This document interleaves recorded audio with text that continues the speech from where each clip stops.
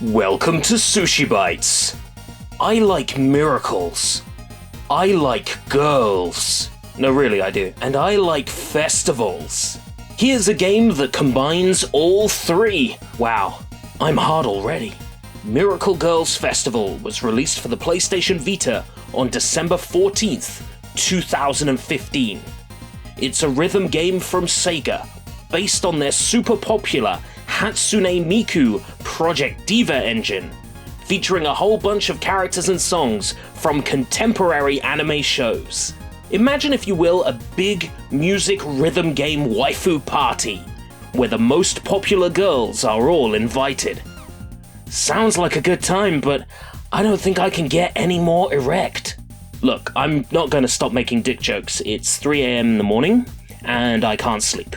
And Akane has a really nicely sculpted butt in this game. Look at it! What a nicely sculpted butt. Give me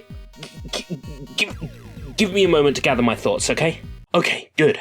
While I don't know this for a fact, I'm fairly sure the miracle in this game's title refers to the sheer miracle that is getting all these licenses together in one video game.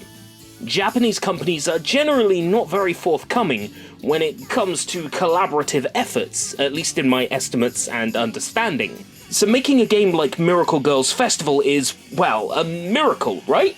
Not only are 11 shows represented with 2 songs each, but with each show's main cast and new dialogue voiced by the original Japanese voice talent. That's 47 characters overall from their respective IPs. Quite frankly, such a game shouldn't be able to exist, yet it does. I guess Sega had a lot of spare favors they could pull to make this all work. The game retailed at 6,990 yen. That's $70 in today's money. Though nowadays, both a brand new or pre-owned copy will set you back way, way less. You could even get your copy from Solaris Japan. Yeah, I'm plugging the affiliate link in the description. A man's gotta eat. We covered a Project Diva based game before on this show. Episode 23, K-On! Hokago Live, which also made changes to the Project Diva formula. Where K-On! Changed the entire interface and gameplay style, Miracle Girls Festival keeps things more standard overall. It's safe to say that Miracle Girls Festival plays exactly like traditional Project Diva. Sony button shapes fly onto the screen, and you need to press them in time with the prompts. Press them on time, score points, and win.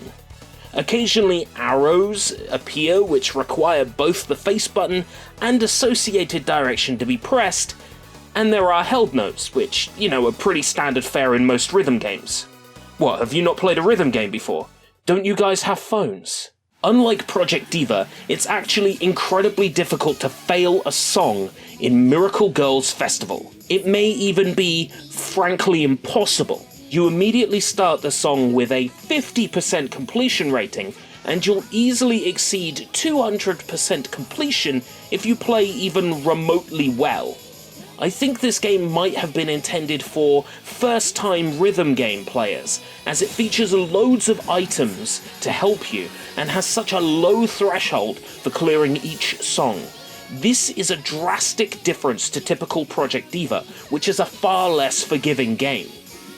Miracle Girls Festival has a story mode, the Tour mode, where you play as an unnamed director putting on a show consisting of anime waifus singing along and dancing to their greatest hits. Your assistants keeping everything running are Azuki and Matcha from Go Shichi Go, which we looked at last time, episode 109?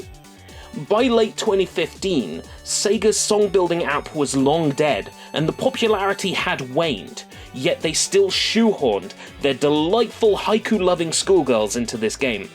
Because why not? This license probably cost them the least to include, considering it was theirs to begin with. And if I had assistants like Azuki and Matcha, I don't think I'd ever miss a single work shift. Wowzers in me trousers. It's warm. I'm sweating. It's the devil's hour, and it's as warm as hell in here. Each tour day has at least 2 songs. Usually these are already set and cannot be changed, though occasionally you do get the ability to choose specific songs. If you play well enough, which is not even remotely a challenge, you can play an encore stage on each day of the tour, which is a great opportunity to max out the amount of money you can earn. The money can be spent on costumes, figurines, and most importantly, new songs which you can play in customizable tour slots and in free play mode. So I mentioned that 11 series are represented. Let's go over each of them. I'm not familiar with most of these licenses, though there are a couple I'm sort of familiar with. I'll just briefly gloss over each of them, because we don't want to be here for half an hour. Yuru Yuri, Hayore Niruko-san, which I covered on Real Asia some time back. It'll be in a card somewhere, depending on where YouTube has them nowadays. Flungli Lugelfnafen Cthulhu Alie Weithelnagel Tagen, which, as we all know, translates to In This House at Alie, Dead Cthulhu is an anime girl. Vivid Dread Operation, which we briefly touched on way back in Sushi Bites episode 14, where we played that odd mayonnaise squeezing simulator loosely based on the show. I'm so disappointed that games such as this one never leave Japan. There'll be a card for that somewhere as well. Kiniro Mosaic, aka Kinmoza. Arpeggio of Blue Steel. Tesogure Bukatsumono. Wake up, girls! Sega's Go Shichigo. No Rin. Engaged to the Unidentified. And Is the Order a Rabbit? No, I ordered a variety bucket. 11 intellectual properties, with 2 songs each. That's 22 songs, and a total of 47 characters represented, or 48 if we count ourselves in the role of producer. And we really should count ourselves because we all deserve to be counted. Except for the furries. Despite the game having 22 songs, the tour mode will often make you play songs you've already played over and over again. The tour mode started to test my patience around tour number 3, when I had 3 days of repeated songs, and the second full-length encore of the same song. This game is definitely designed to be played in little bits over the course of many weeks. It's way too easy to burn yourself out on this one. After playing any encore, you get a personal message from one of the girls. Unfortunately, these messages aren't anything along the lines of, swing by my trailer later and make sure you bring some booze.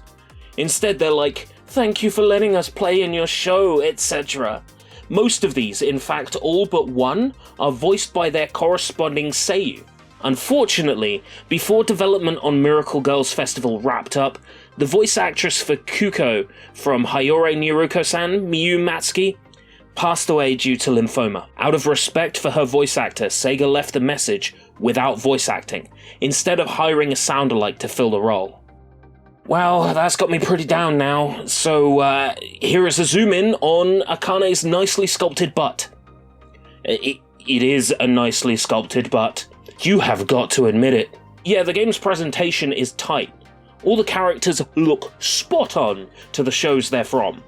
Miracle Girls Festival is a wonderful game. Absolutely. I can recommend it to any rhythm game fans, especially those with an interest in anything Anison. With its English menus, there isn't much of a language barrier at all. It's great on the go. But did you know it's also compatible with the PSTV console? This is the most mind-blowing thing. This game runs on PlayStation TV. It was never blacklisted, and due to the region-free nature of the Vita hardware inside the PSTV, the game is playable with 0 restrictions. It plays way better with a DualShock 3 or 4 anyway. Highly recommended to play it with a nice chunky controller for those responsive buttons. If you get Miracle Girls Festival, whichever way you play it, you really won't regret it. It's a gorgeous game with some really enjoyable songs and a breezy difficulty. It's a thoroughly enjoyable, wonderful rhythm title with a great deal of replayability. provided you're a fan of anime in general. Nowadays it's way past cheap, and it will take a good 10 to 15 hours of gameplay to grab everything. Space it over a few weeks and maybe discover some new songs or new favourite shows you never knew you loved. This has been Sushi Bites. Thanks for watching. P.S. Akane has a nice butt.